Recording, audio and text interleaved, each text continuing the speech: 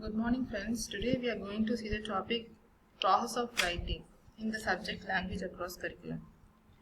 The table of contents is as follows. What is writing? The steps involved in writing process, the role of teachers in writing process, and the conclusion part. So, what is writing? Writing is nothing but putting one's thought in a script form. In ancient times, writing is practiced using symbols, pictures engraved in rocks and in caves.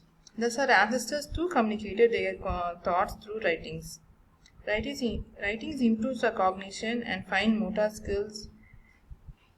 A person's language style depends upon the vocabulary, socio-economic background, and his life experiences.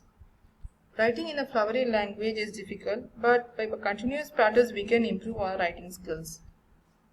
Next is the 5 stages in the process of writing. The first stage involves the pre-writing stage.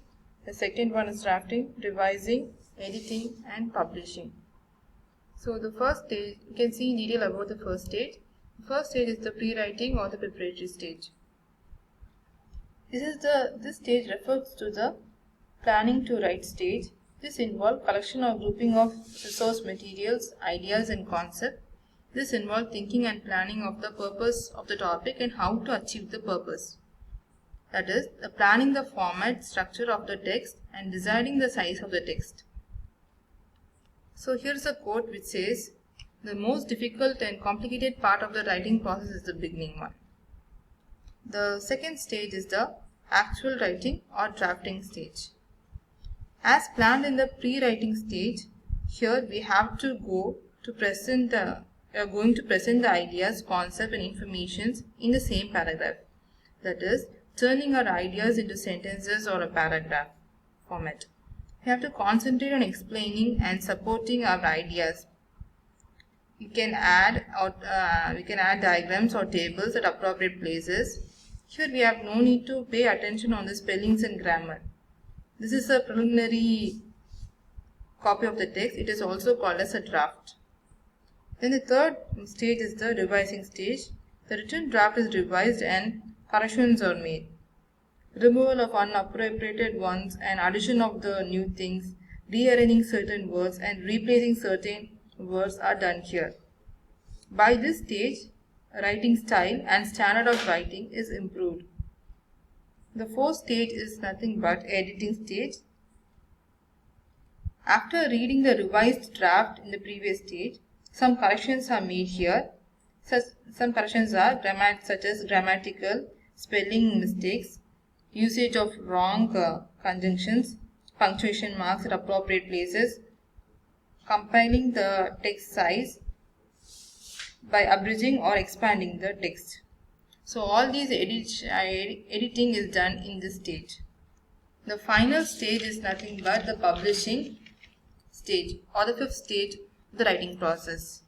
This stage involves sharing the final draft of your text in the form of booklets or through emails. Here we have to take some time to make the best copy of our writing.